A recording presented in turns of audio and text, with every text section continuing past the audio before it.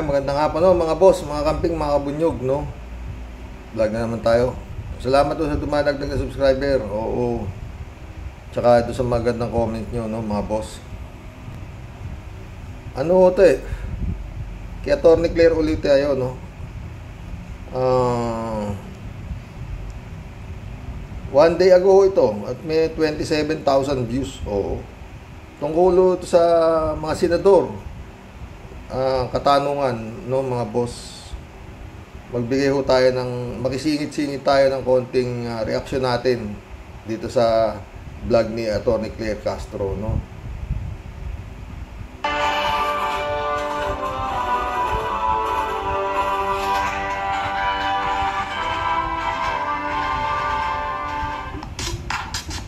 Ang ano ho nito yan eh. Senator Rapi Tulfo, ikaw muna magpa-lie detector test. Parang yun ang tanong eh. Sige, tuloy natin.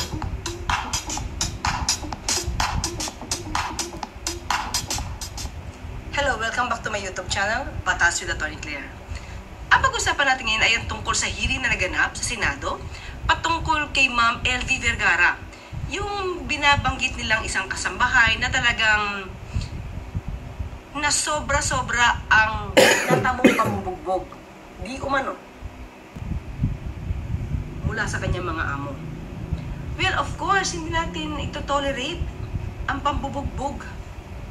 Kahit nga hindi isang kasambahay.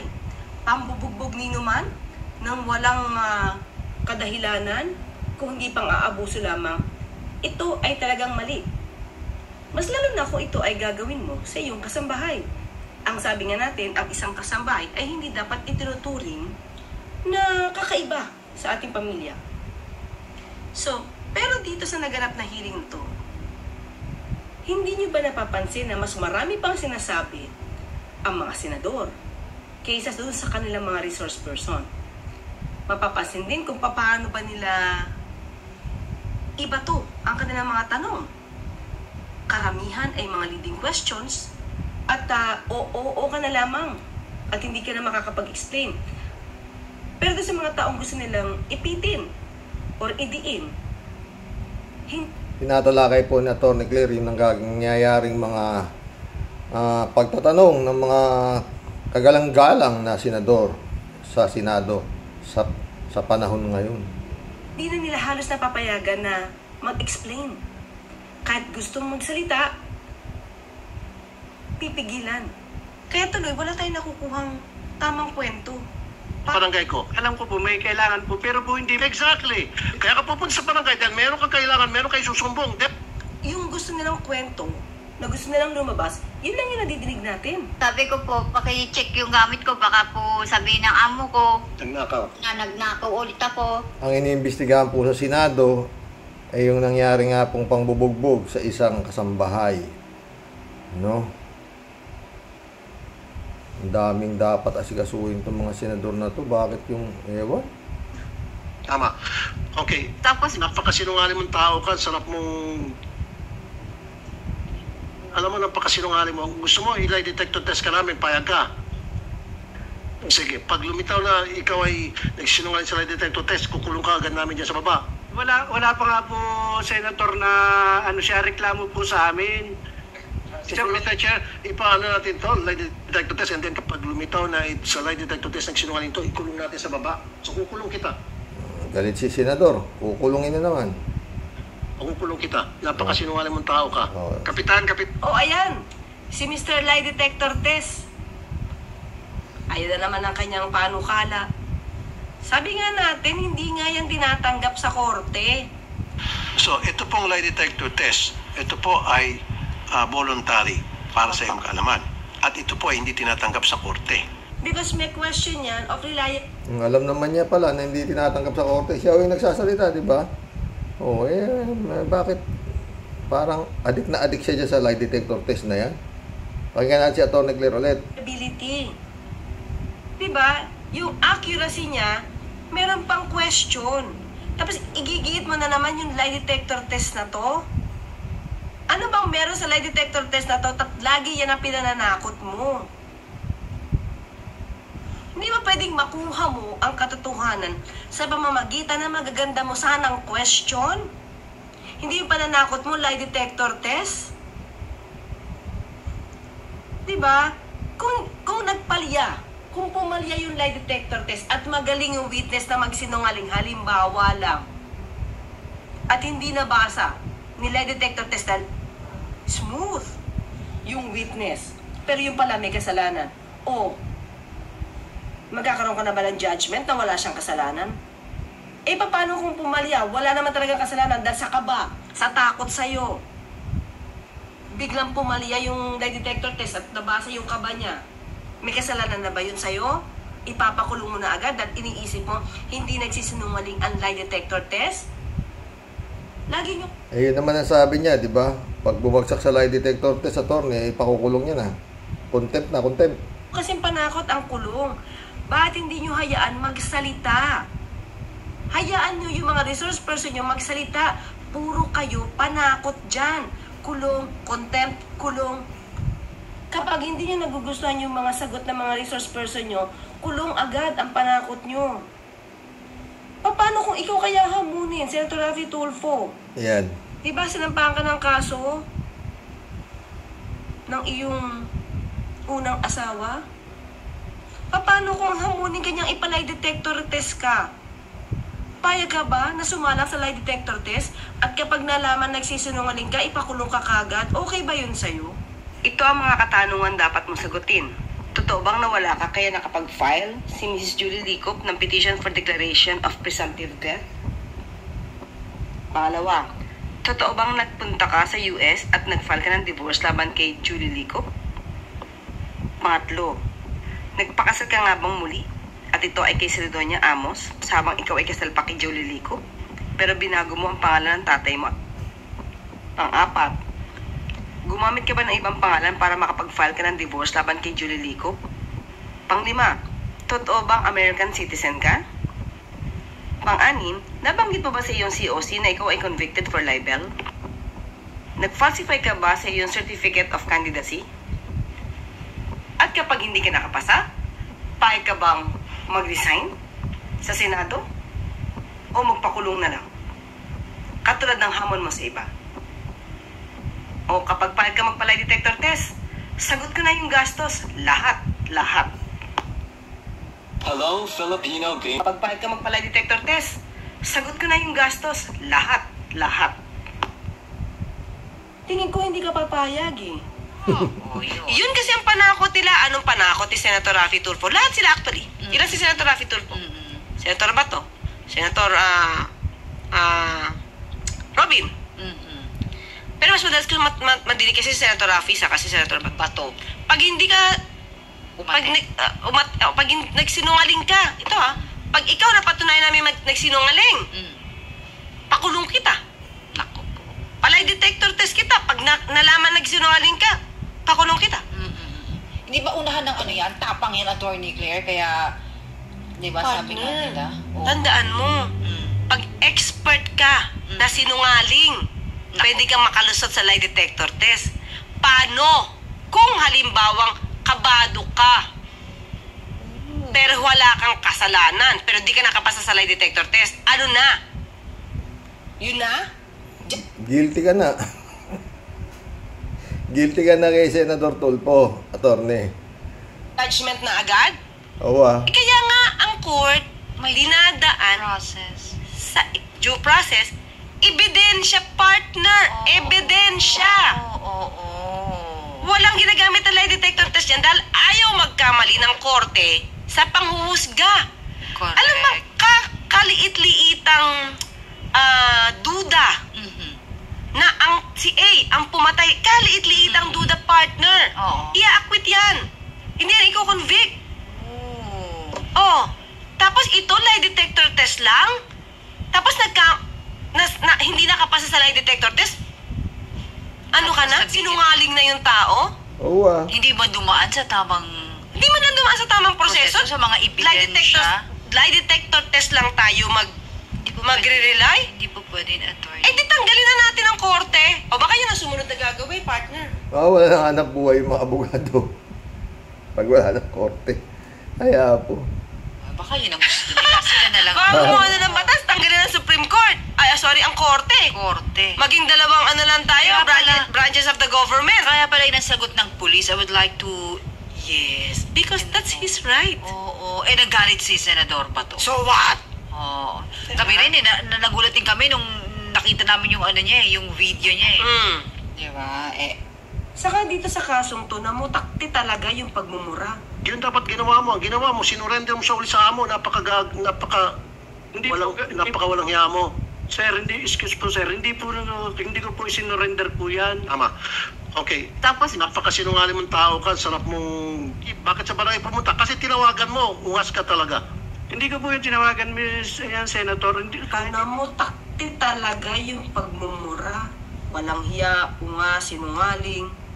Gusto ko lang malaman kasi, kay Senator Raffy Tulfo, saan niya natutunan ito? Saan at kailan siya nagsimulang ganito ang kanya mga pananalita? Sa mga anak niya ba ganito siya magmura? Sa mga tao niya ba ganito siya magmura? Sa mga asawa niya ba ganito siya magmura? Ang dami naman mga asawa. Normal ba sa kanya yan? Well, tanong ko lang. Kasi parang ang daling sabihin, ang daling bumitaw sa bibig niya ng ganito mga salita na wala siyang pakiramdam at wala siyang pakialam kung nakakasakit siya ng kapwa niya. So, tanong ko lang, sa mga tao ba sa paligid mo, yung mga tao bang mahal mo sa buhay, di ba? Nakaranas ba sila ng ganito sa'yo kapag galit na galit ka?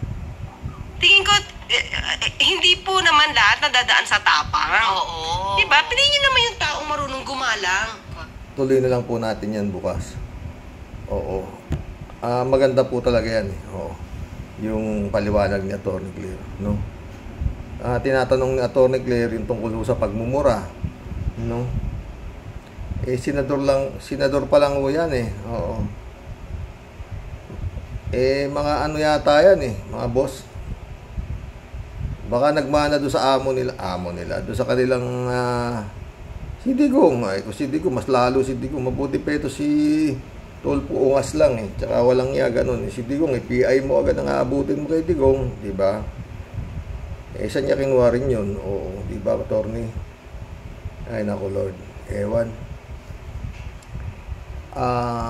Sa pagtataka ni attorney tungkol sa nangyayari sa Senado, sad to say yan, mga boss, no? Yan po, attorney, ang Senado natin na pagtitiisan natin hanggang sa Thy Kingdom Come ba?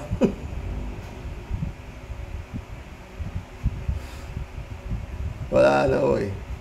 Wala na ho talagang, sabi nga, maraming nagsasabi na yung Senado, wala na talaga. Parang, ewan. Yan nga, murahan dito, gano'n. Tsaka nga, yung mga resource person, pag hindi maganda sagot, contempt, masinungaling ka, lie detector test kita dyan Wala akong kaano-ano. Yung sinasabi nga nila na, proper decorum. Wala na akong karespeto. Patatawag ka, resource person ka. Kailangan, gusto nila isagot mo. Pag hindi nila gusto sagot mo, yun, ungas, sinungaling, diretso. Yan ako, Senado. At yun nga, no, tungkol dito sa mga ganitong klaseng insidente, mga kalabisan ng pulis, ganyan, no, may kaso na ho yan may kinasuhan na nga, diba? Kinasuhan na ba't kailangan anuhin pa sa Senado yung wala naman hong hindi naman nila pwede sintensyahan yung mga pinatatawag nilang mga akusado dyan dahil di naman sila korte, di ba? Hanggang yun lang, kung ano lang pwede, meron naman hong korte, di ba? Kung ano man ang magiging findings nila sa Senado, hindi naman yun ang matusunod, korte pa rin judge pa rin na magsisintensya, di ba? Mga boss. Ay nako, ewan ko. Ang dami mong pwedeng talakayin ng Senado. Marami mo silang pwedeng busisiin. Gaya ng mga budget ng mga ang lalaki na ganun. Mga confidential pa na naglalakihan, saan dinala, mga ganun. Mas marami hong buhay ang nakaano dyan sa mga ganyan hong klaseng pagwawaldas nitong gobyerno, no, di ba? Pero ba mukhang pare-pareho naman na sila, di ba? Ngayon yung viral, yun nung kalbong pulis na tumandang paurong na tungkol doon sa nagbibisikleta, dinagukan, no, tapos kinasan. Makakarating pa nga sa Senado yun, yung ganung klaseng kaso. At nandoon na si Porton, pati si Attorney Porton, nandoon ito. Ayaw na mag-file yung yung na binatukan na cyclist, gusto nila talagang palakihin. Hanggang sa nag-resign na yata yung Chief of Police ng Quezon City. Kasi nga nagpa press briefing pa kasi yung namatok Humaba na yung sunog. Yun lang yun, nagbato ka, no, ganun. Pwede naman pag-usapan ng mahinahon na yun, tutuusin mo, di ba? Saka yun nga po, yan ang korte, napakabigat to. Sinasabi nila, kagaya nila sinasabi nila, attorney, mga due process, mga ganun, mahirap po kasi po talaga yan. Yung korte. Kaya kung minsan nga yan, itong mga pumupunta kay Tulfo, no, nakakakuha ho sila instant justice. Kasi nga, tatawagan ni Tulfo, ganito. Maski pa paano, dahil kay Tulfo, nagulat yung mga ganun ganun General, Colonel, Chief of Police, ito, gusto, Dole, nakakakuha ho sila ng katarungan na may kabilisan, no? Ulit-ulit, no? Yun po ang hinahangaan dito sa senador, no? Tsaka yun nga, napakabigat po talaga yung due process. Lalo-lalo na kung ikaw ay isang di ho mawala sa isip ko, mga boss, no? Yun hong nangyari ho yung Visconti Massacre. Sipin mo yun. Due process po yun. Taon ang binilang. Nag-render ho ang bababang korte ng guilty. Inapila sa Court of Appeal, guilty ulit. At yun nga, nasintensya na ho yung sila Hubert Webb na yan ng reclusion perpetua. At bumilang ho ng taon sa loob. Marami-rami sila magkakasama Ang testigo yung Jessica Alfaro na nagtitigas na kasama niya sila sa araw nung pinatay, minasakir yung pamilya ni Lauro Visconti. Pagdating sa Korte Suprema, pero bumilang ng taon, 15 years yata sila Hubert sa loob bago. Tagal. Tapos kalamala mo inakwit ng Korte Suprema. Kulang ika sa ebidensya.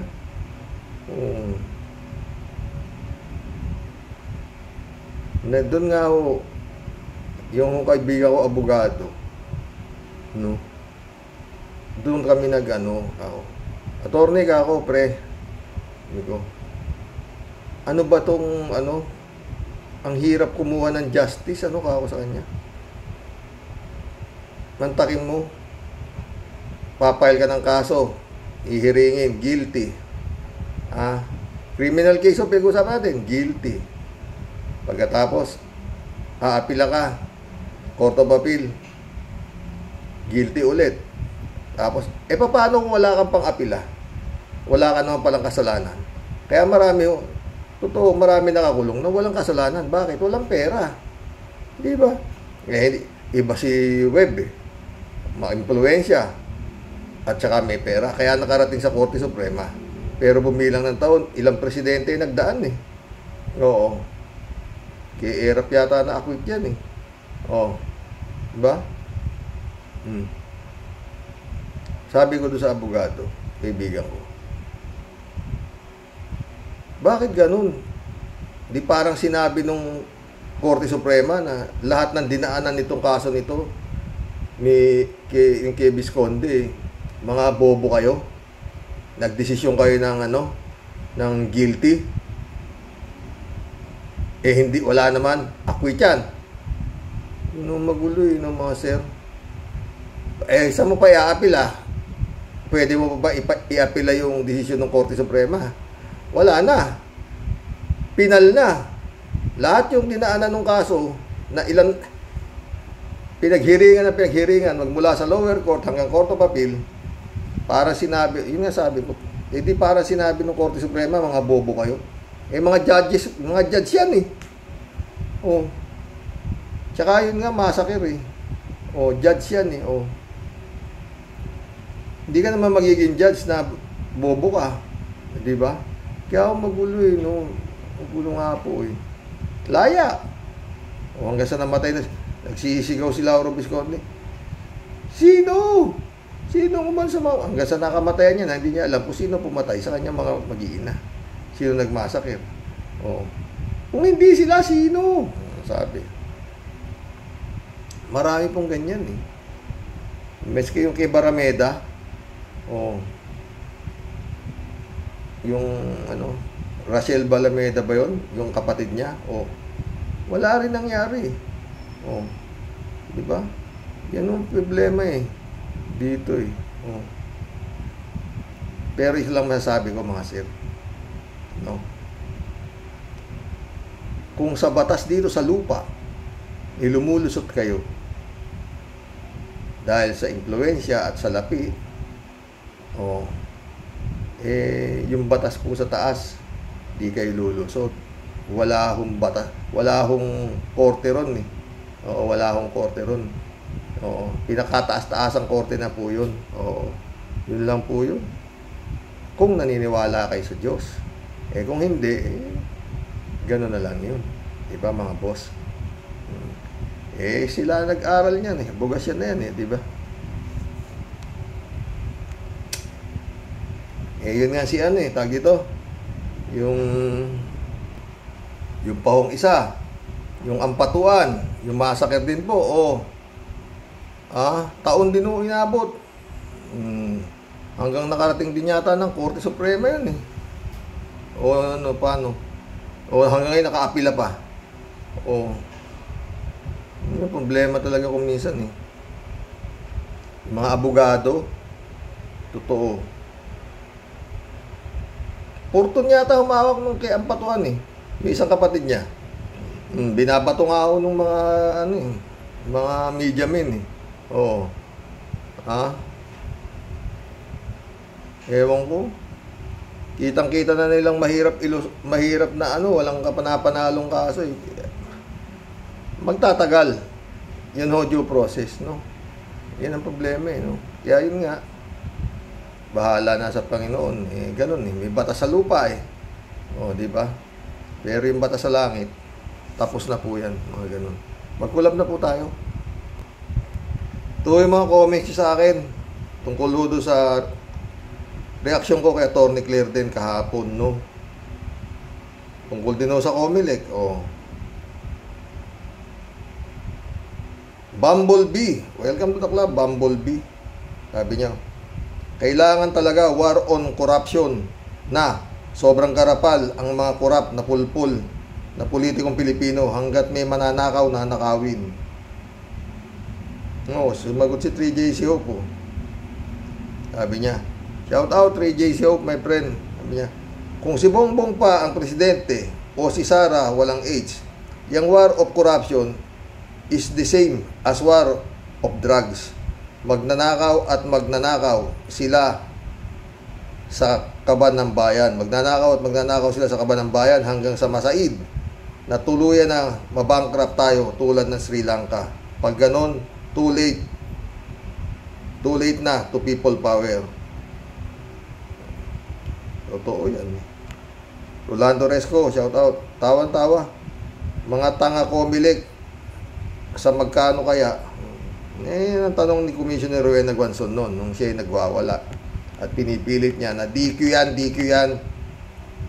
Kung minsan di mo rin kasi maintindihan. Puro sila commissioner. Ang kanilang mga desisyon naglalaban. At mangyayari, dadaanin sa numbers game. Kung sino maraming bumoto na pwede, talo yung hindi. Kinawa dyan pang ganun ba? Ganon din sa Korte Suprema. Numbers game din. Kaya nga to si Gatok 15-0 to si Gatok Ano pa nilalaban ni Gatok? Pero naging cabinet member si Katok, advisor ni His Excellency. Di ba? What? Raul Villanada, shout out. Greetings, Kuya Rox. Ang Comelec ay nagsisilbing pabrika ng mga magnanakaw at mandarambong. Pag matino at salungat sa patakaran nila, DQ at nuisance ang hatol. Yun na nga. Kalati Baya, shout out Brother Eli Asisio, shout out sa'yo Eto, kabayo lang ang malakas, sabi ni Kalatni. Romel Fabregas, shout out. Dump Smartmatic, sabi niya. Talagang dapat i-dump na yan. Kaso nga, bakit nila i-dump Sure ball yan Sure ball yan. Oo. Nung natalo siya, sinusukan niya Smartmatic. Ngayong nanalo siya, wala siya masabi sa Smartmatic. Di ba? Pasensya na ho kayo, medyo sama ho pakiramdam ko, kaya medyo ganito yung tsura ko. Sinumpo nga rin ako ng rayuma, Tia Delica. Ang sakit pala. Oo. Ngayon ko lang na experience ko, Tia Delica. Raul Villanada ulit Kaya pala nakasali at naiboto ang mga katulad nila Jinggoy, Bong Revilla, may mga kasong plunder. Gaya na sabi ni Ka-Percy, pag eleksyon na yan, maski na tag-araw, bumabagyo diyan sa Comelec. Bumabagyo ng pera. Kalat ni Baya ulit. Good afternoon, Karoke. Kurutin mo na, Karoke. Be well, Mama Bear. Okay lang si Mama Bear. Raul Villanada ulit. Nagsanib puwersa ang bulag, pipi at bingi. Comelec plus Smartmatic ang resulta, paghihingalo ng bayan. Totoo yan, Raul Villanada. Yan ang resulta. Baka ewan. Kalat ni Baya ulit. Siyempre naman, walang nag-check sa mga kandidato kung nakatakbo. Kung nakatakbo nga si Idol Norman namin ni Karoke na nakukulong, ay iba pa kaya? Tama. Yun nga, ito nga ewan to Sabi niya, wala tayong maaasahang tibay. Si Comelec bayad na mga yan. Bumabaha dyan ng pera tuwing may eleksyon. Totoo. Baon na sa korupsyon ang mga ungas. Diyos ko.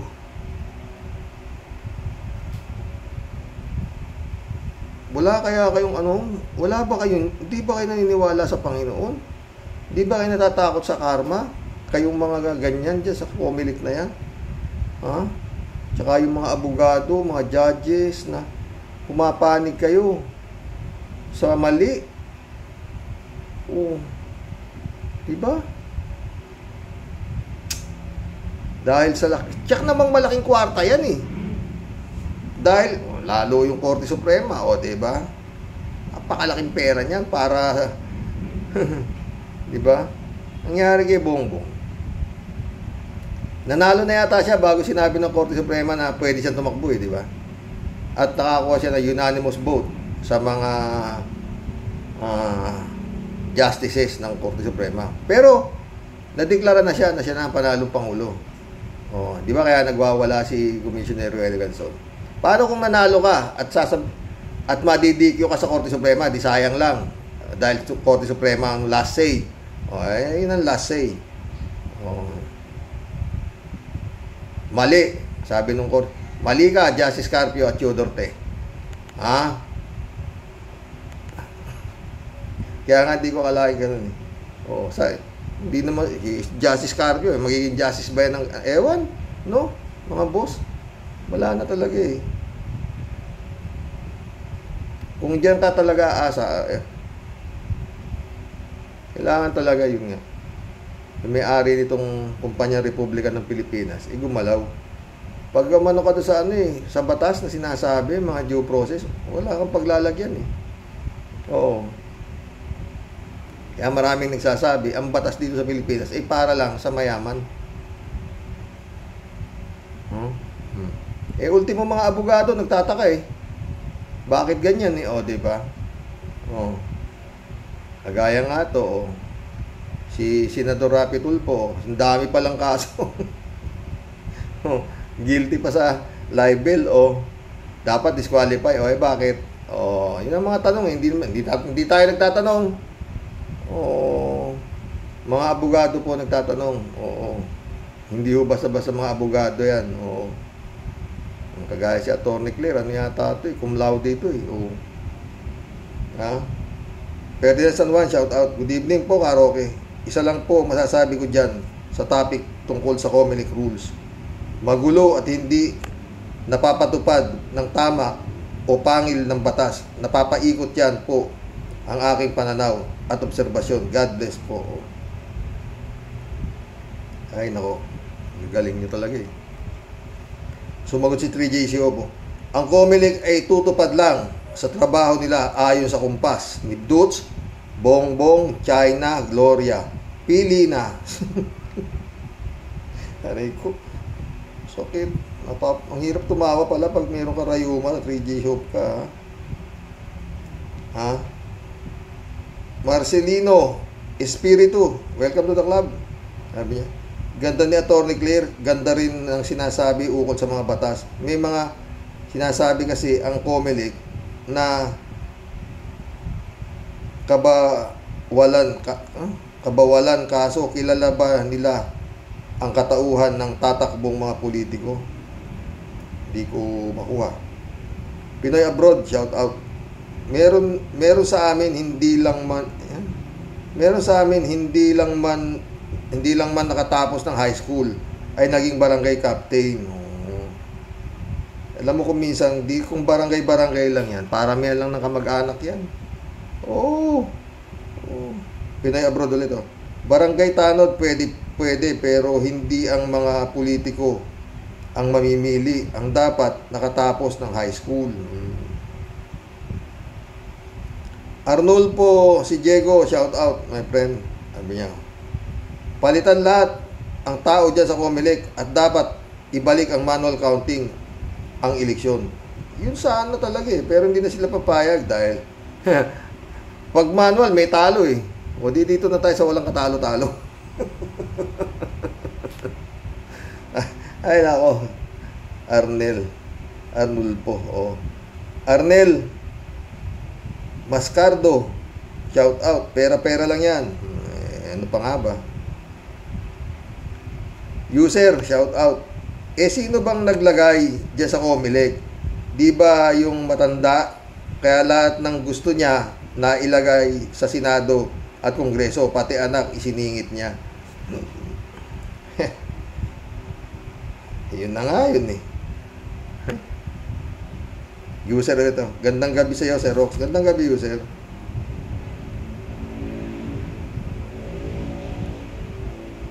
Rolando Cruz ulit oh. Nang nakaraang eleksyon, yung mga kasamahan ni Rowena Guanzon ang nagpagulo ng sistema ng eleksyon. Maraming disqualified pero pinalusot pa. Tapos ngayon, biglang nag-resign kasi kakasuhan siya ni Guanzon para ma-impeach. Kaya iba na ang tao ngayon sa Comelec. Ganun ba? Nag-iba ba? Pero kung totoo sinasabi mo, Rolando, hindi niya na kailangan magtrabaho. Ha? Siguradong pwede siya mabuhay nang hindi nag-aanap buhay hanggang habang buhay sa laki ng kanyang tinanggap, di ba? Reynaldo Gonzales dito. Patay nga maganda to. Patay nga nakakaboto eh. Kaya kahit may katarantaduhan, nakakakandidato, may maasahan pa ba sa Comelec? Pabrika ng mga magnanakaw yan. Talagang kapanipaniwala kayo eh. Anong sasabihin natin to? Rolando Cruz ulit to. Kaya nag-raid para ma-divert ang sisi sa hoarder ng bigas at hindi sila masisi sa kanilang kapalpakan. Gagaling talaga ng mga comment. Sarap basahin. Oy, share nyo to.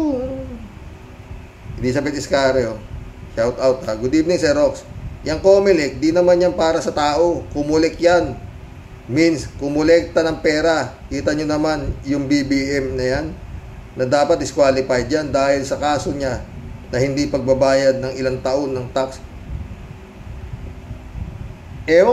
Non-filing of income tax return di ba? Hindi ba pagbabayad ng tax yun? Non-filing, di ba? Hindi siya nag-file ng tax pero kasi nung Elizabeth, noong mga panahon na yun, tatay niya presidente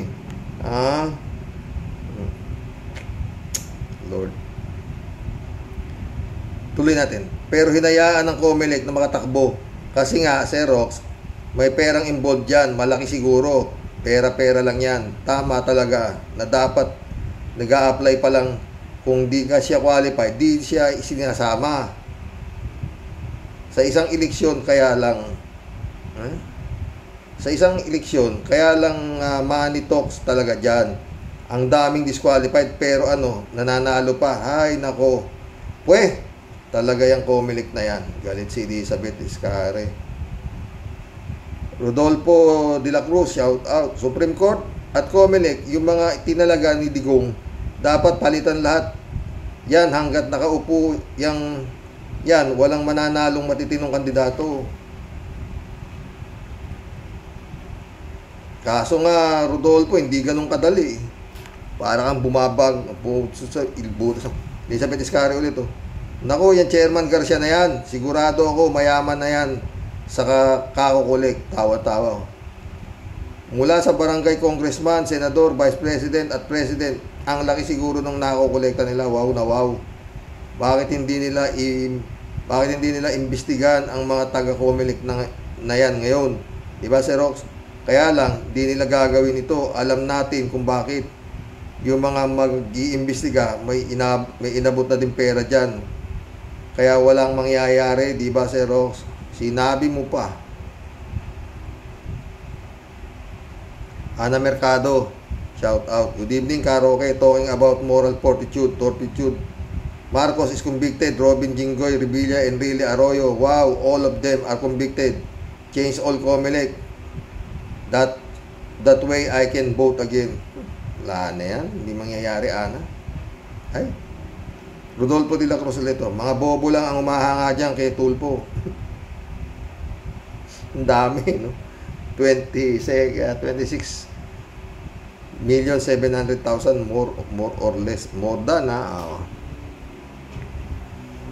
Librado Ludovico. Blessed morning po, Karoke. Watching from Edmonton, Alberta, Canada. God bless po. Stay safe and healthy. Walang hindi alam ng Comelec yan. Ang kanilang alam ay kumolekta ng magkano. Totoo yan. Librado Ludovico ulit. Aba, kung sa batas sa Pilipinas talagang ang batas ay walang pangil. Pag may salapi, kung ang batas sa Pilipinas talagang ang batas ay walang pangil pag may salapi. Karox only in the Philippines. Galit. Federico Mandak, shout out. Sir Rox, ang laki-laki ng halimbawa, si PBBM, di ba? Convicted na hindi pagbabayad ng tax. That is moral turpitude.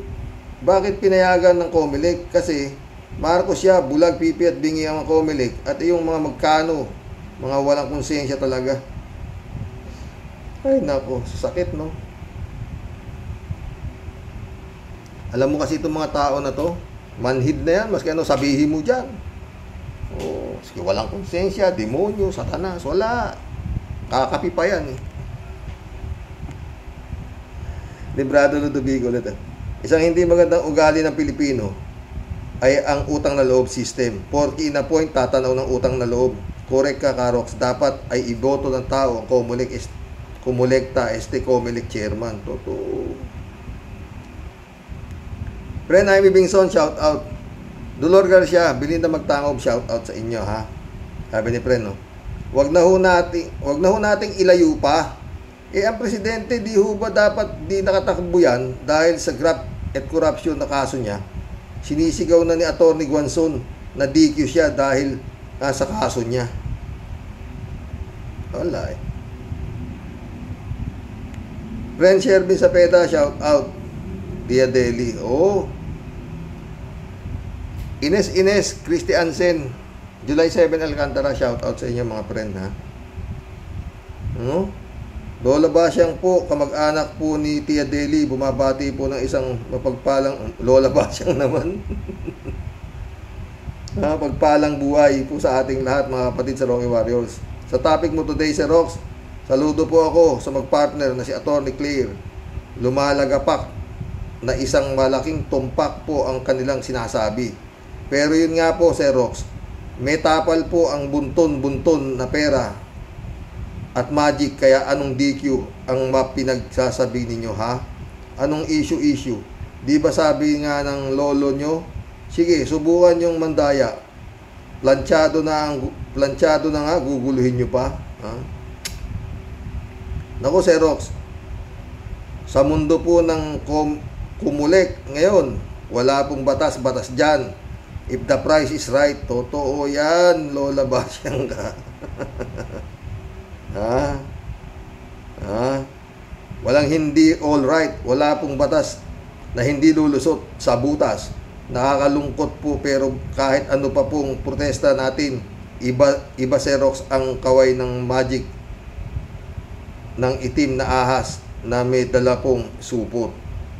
Wala pong hindi nabibili ang salapi sa mga buhayang dayukdok at gahaman. Kalaban lang po ng mga yan konsensya. Kaso nga, Sir Rox, puro mga wala silang konsensya at mga pisting yawa na mga hinayupak. Totoo yan, galit ka na naman, Tia Delique, ha? Kaya mga minamahal kong mga kababayan, yung pong pag-asa na inaasam at pinapangarap ninyo, ang bukol po ng pinahihinog nyo po ngayon. Hanggat kayo po puro mga pipi, bulag at bingi, si Lord po magtagal nang naghimala. Kaya lang po di nyo siya pinansin. Puro po kayo mga estatwa, walang kilos, walang ganap. Kaya yan mga taga Comelec, tuloy lang po ang ligaya ng mga kurimaw na yan. Totoo yan, hindi po tinatablan yan ng mga yan ng takot sa Diyos, kundi mas takot po sa mawala ang sako-sakong supot ng mga buhayang kawatan. May araw din kayo mga puisit, anurin at tangayin na sana kayo ng bagyo, mga halimaw. Pweh. Sir Rox, muli po ang iyong Tia Deli maglalayas muna, pansamantala. Pangunawa at pasensya lang po para sa inyong senyor na nirarayumang Tia Deli. Hanggang sa muli po, sa inyong lahat ay nagmamahal ang makulit at pasaway ninyong Tia Deli. Ingat po palagi, Sir Rox. God bless po. God bless, Tia Deli. Nirayuma ako, Tia Deli ka. Ang sakit pala talaga, ha? Ang hirap gumalaw. Ha?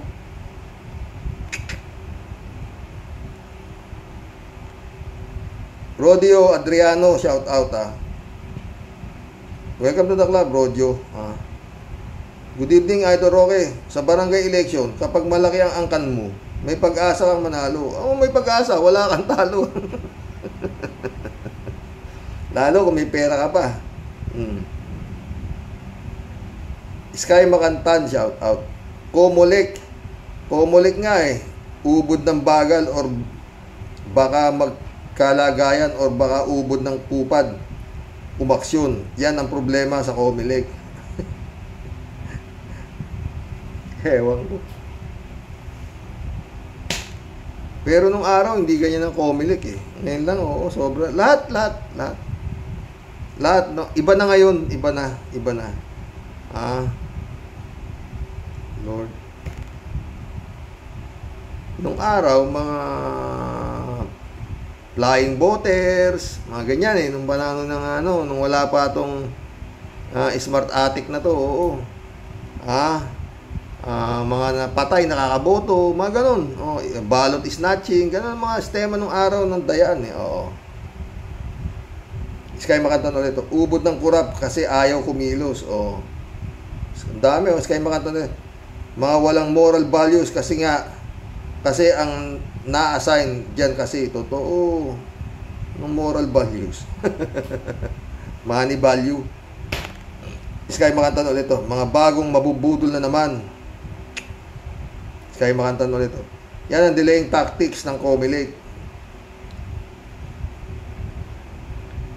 Rolando Bliones, shout out. Sabi niya, di po yan magbabago ang Comelec kung di na ibig, di po yan magbabago ang Comelec kung di na ibigyan ng leksyon na alisin ang mga tao at kasuhan lahat at makulong ang mga yan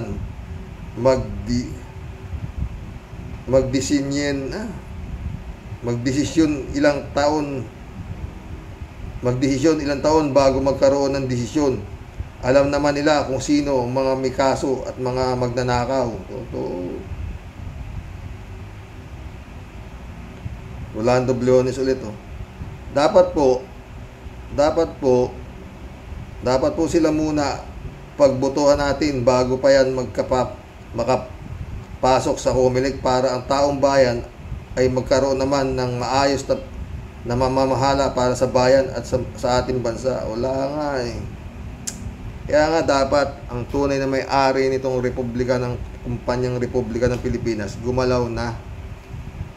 Wala na. Rolando Bliones ulit eh. Atin pong kailangan ng mabait. Hindi po natin kailangan ng mabait. Ang kailangan yung may mamalasakit sa bayan at bansa natin. Maraming klase ng mabait po katulad ng mga convicted at the price is alam na.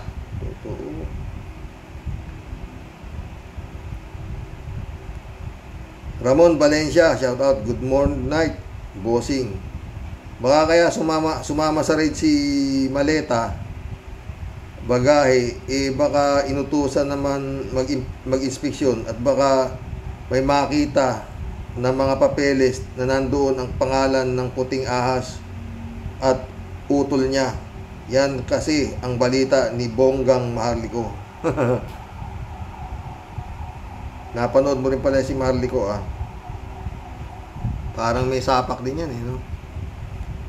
Rolando Valencia ulit Bossing, bilib talaga ako magpaliwanag si Atty. Claire. Maliwanag at siguradong may matututunan tayo sa kanya. At matapang siya. Dapat ang pumuesto sa siya ang dapat pumuesto sa Kongreso. Kumusta na lang sa lahat ng Karaoke Warriors. Salamat, Ramon Valencia. Marilo Pabianak, shout out Sabi niya, good evening po muli tayo, Rox. Tunay nga po na wala tayo sa ganitong sitwasyon kung ang Comelec ay nasa tamang pag-iisip. Di sana ang ating Madam BP Leni ang gumaganap sa ating bansa para mapagaan ang buhay ng mga Pilipino. At tunay na nakaka-proud ipagsigawan sa mundo ng presidente natin ay kapuri-puri at may pusong mga Pilipino at makabayan. Sleep well po tayo. Tama yung agahan yung vlog kasi bawal magpuyat kapag senior na God bless po sa mga Rocky Warriors. Wala sana ang ganitong kabi-kabilang korupsyon, smuggling. Totoo yan. Comelec nga sala rin Ay, nako Lord. Ramon Valencia ulit Scripted na yan, raid para hindi halatado ang pag-smug sa Pilipinas. Mga ilang araw tahimik ang issue. Nga na naman ang mga Pinoy. Totoo yan, Ramon Valencia. Ana Mercado ulit Karaoke, ayaw ko rin kay Tulpo. Discourage ko nga ibang kilala. Akala ng mga tao matulungin siya. Galing sa mga sponsor, galing I started to hate him since minura niya si BP Leni.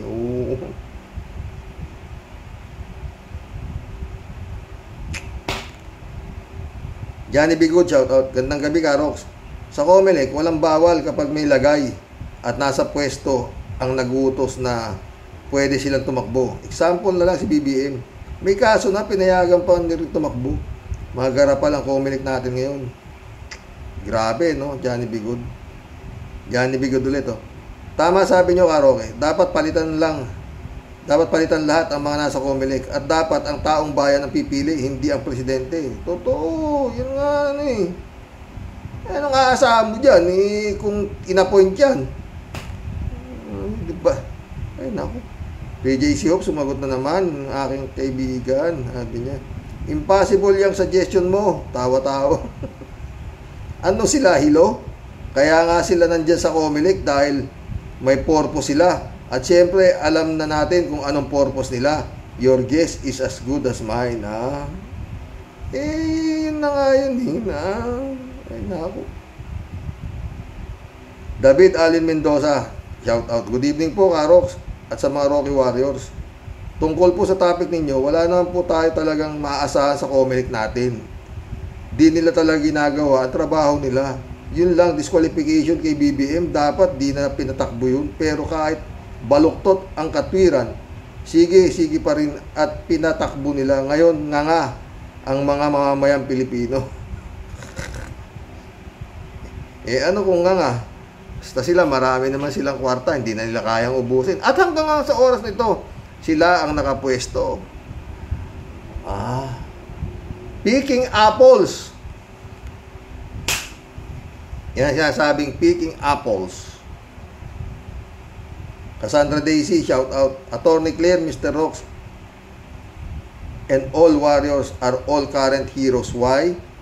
Kasi sinisigaw natin ang mga pinaka-root ng problema ay kumolekta. Bakit kayo gumamit ng private address na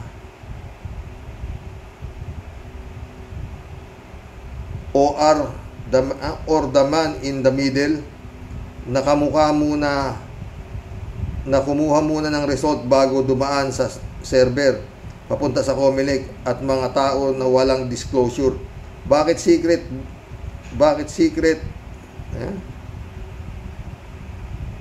Ano to? Bakit secret bang hindi pa na-booking ni na General Rios? Kaya mano-mano tayo sa 2025 botohan. May pag-asa naman ang manalo ang mga matitinong leader. Para mong sinabi, Cassandra Daisy, na bababa ang bigas ng 20 pesos. Papayag ba sila yan? Para pumayag sila dyan, talagang tao ang gagalaw. Pero kung tayo lang dito, ganito, wala, babaliwalain tayo niyan, tuloy ang ligaya, wala naman, sasabihin lang ni Garcia, oy, kung may reklamo kayo, patayin dito sa COMELEC at pag-aaralan yan, action na namin yan. Ganun lang yun. Oo, pero tuloy ang ganun lang yan. Boss, may nagrarally sa labas ng COMELEC. Timpla kang kape.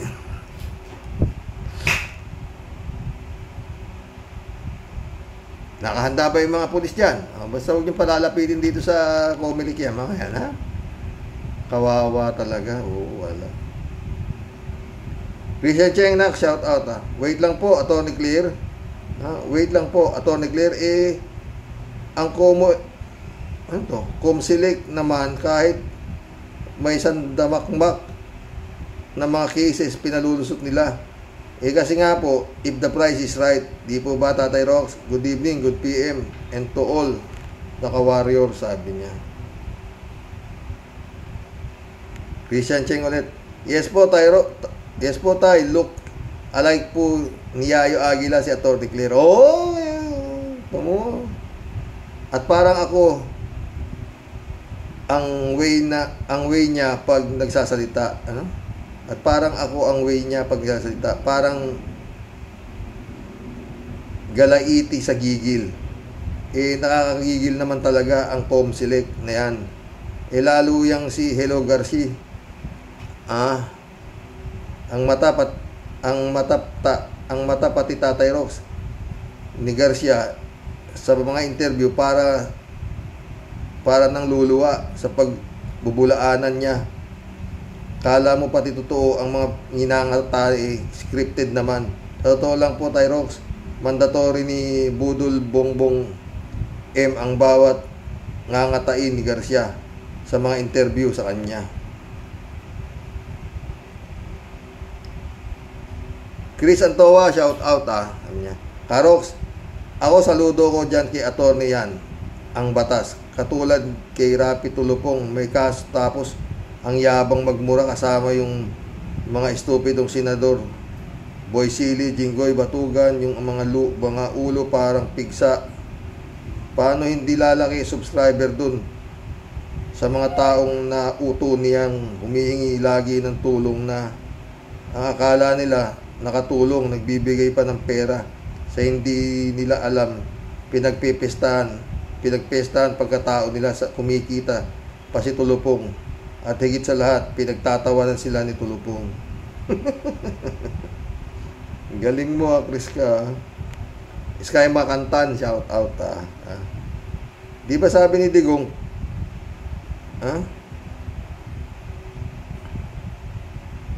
kimpak na kimuha na salapi, limuwak sako.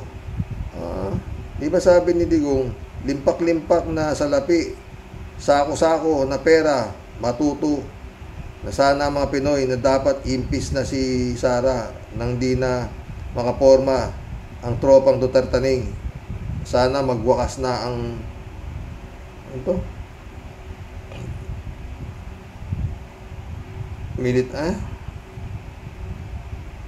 hindi ko maintindihan. Sky Makanta butangera si BP natin, kapal mooks, impis na ninyo yan agad. Bading yata yan si Roque Darna ang nakakatakot bigas na baka kasama sa Shabu sa pag-import ng bigas na wag naman sana sabi. Chris Antoa, shout out shout out. Yan Tulupong, sinungaling yan kung ang una niyang asawa, niloko niya Pinalabas niya, patay na siya. Tawag doon sinungaling. Kaya yung mga Tulupong na magkakapatid, puro gago. Tahasan kung sinasabi, mga hambog. Galit si Chris sa mga Tulupong. Hi. Christian Cheng ulit Lahat nga pong mga nasa pwesto now, from the top up to ground, may mga kaso ang mga convicted. At dapat po talaga totally i-vulcanize ang COMSELEC na yan para naman maging malinis ang background ng mga COMSELEC. At tama po sinabi ninyo. At yun din ang naisip ko. Dapat po hindi presidente ang mag-a-appoint ng mga ilalagay dyan sa COMSELEC, dapat taong bayan. Totoo naman Christian Cheng ulit Yun naman tungkol sa raid ng spaghetti bigas Tyrox. Natural lang po nandun ang presensya ni Tambaluslos na si Romualdez. Siya ang representative ni Lams Mugs. Need na samahan ang mga operatiba. Baka daw kasi mapong ang pinagkakatago-tago nila. At isa pa, di nga tatakbong presidente itong si Romualdez.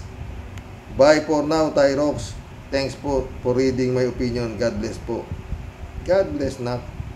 Irene Cortel, Nak, shout out. Ang tagal mo naman nawala. Ang ka ba nang lalagi? Tay, di ba dapat si BBM nga DQ na yan? Tawa-tawa. Pero mabait si Garcia. African size, shout out sabi niya. Ito.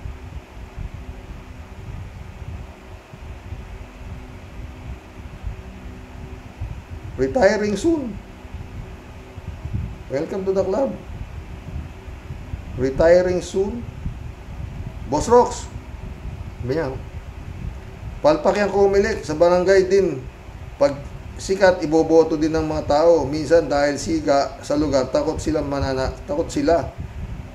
mananalo. Ang dapat hinga ng police or NBI clearance yung gusto nilang tumakbo sa mga posisyon sa gobyerno. Mag-apply ka nga ng trabaho, hihingan ka ng clearance, NBI clearance. Yung COMELEC ay collect lang ng collect. Yun nga, dapat yung pa dapat Pag mag-a-apply ng presidente, vice presidente, dapat merong educational niya. Putres na. Ay, naku. Senador, oh. Ito yung may mga nasa Senado, mga ex-convict pa iba, oh. Lahat ni Baya ulit, oh. Hello, Miss Akira Milos. Banat na sweetie. Shout out, Miss Akira Milos. Saan ka na ba? Lahat ni Baya. Beauty, kung beauty lang naman ang pag-uusapan, ay wala sa kalingkingan ng kilala namin ni Karaoke. Pabaliktarin man natin ang baliktarin ng mundo, ay doon pa rin ako sa kilala namin ni Karaoke. Iba naman kasi yun. Kau naman kalat niyo. Iba yun. Shout out.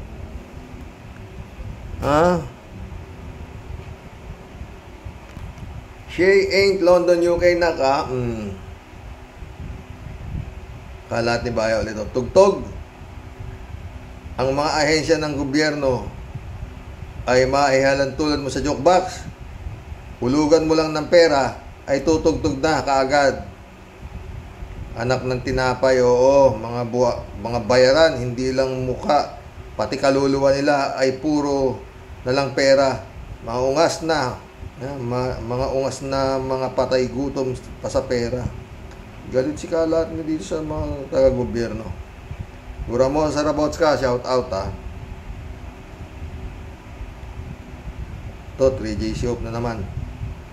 Ang tanong ko, Xerox, yung Comelec, may paki ba sila sa mga ngaw-ngaw natin? Wala! Tayo naman 3J Shop, nagkikwentuhan lang. Malay mo, makarating sa kanila to, biglang natauhan. Pero God moves in a very mysterious way, my friend. Kaya si Hodang, manggalaiti na tayo sa galit sa Comelec na yan. Nakaupo lang yan sa tumba-tumba ang upuan at naninigarilyo at nakagising aso. Painom-inom lang ng wine. Totoo yan. You're right. And the left and the right. PJ Show ulit. Xerox, may nagpapaandar din dyan sa Comelec. Merong malaking tao na nagpapaandar dyan. Walang hindi kayang bilhin ng pera kung ang tao sa Comelec ay kampon ng kasamaan. Totoo. Sumagot si Reynaldo Gonzales. Tama ka, may nagpapaandar baga sa Comelec na malalaking tao. Kaya ang mahihinang tao ay tau-tauhan lamang. Kaya dapat ang malalaking tao kung magpaandar bara-barabay. Pagkakasuhan na yan ng reckless election. Meron ba nun? Rowena Yanga, shout out. Bakit ngayon lang sila nagsasalita? Dapat kinestyon na nila noon pa. Tita mo.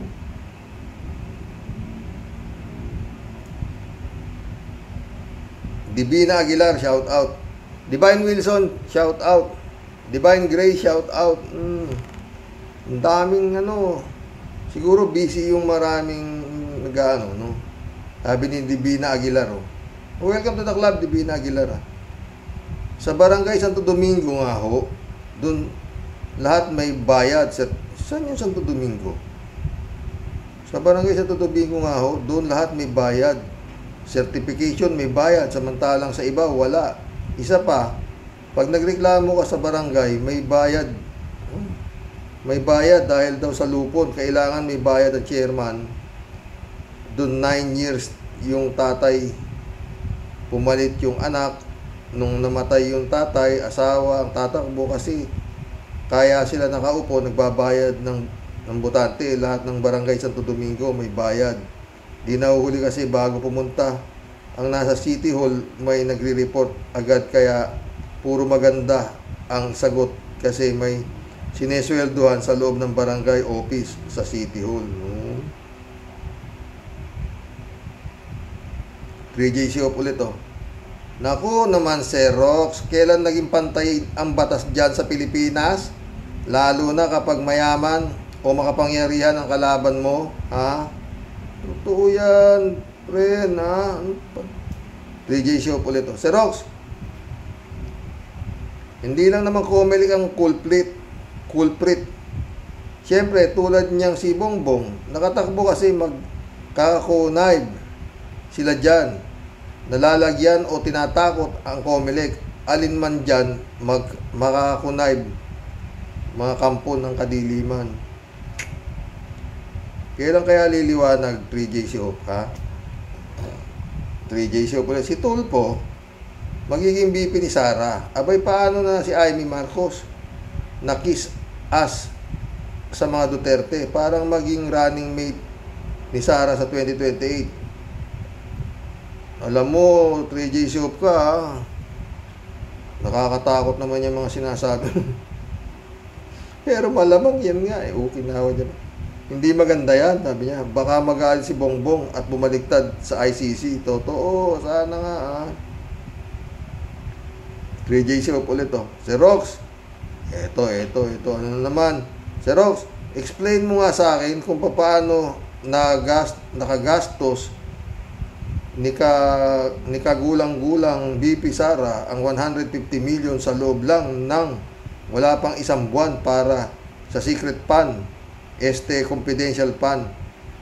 Yung fund na tinan over ni Atty. Lenny kay Sara last June 22, wala naman sa budget ng confidential fund. Sige nga, Sir Rox, explain mo nga at bakit maniniwala ako, huh? Alam mo yan, ha? 3J Show ka, ha?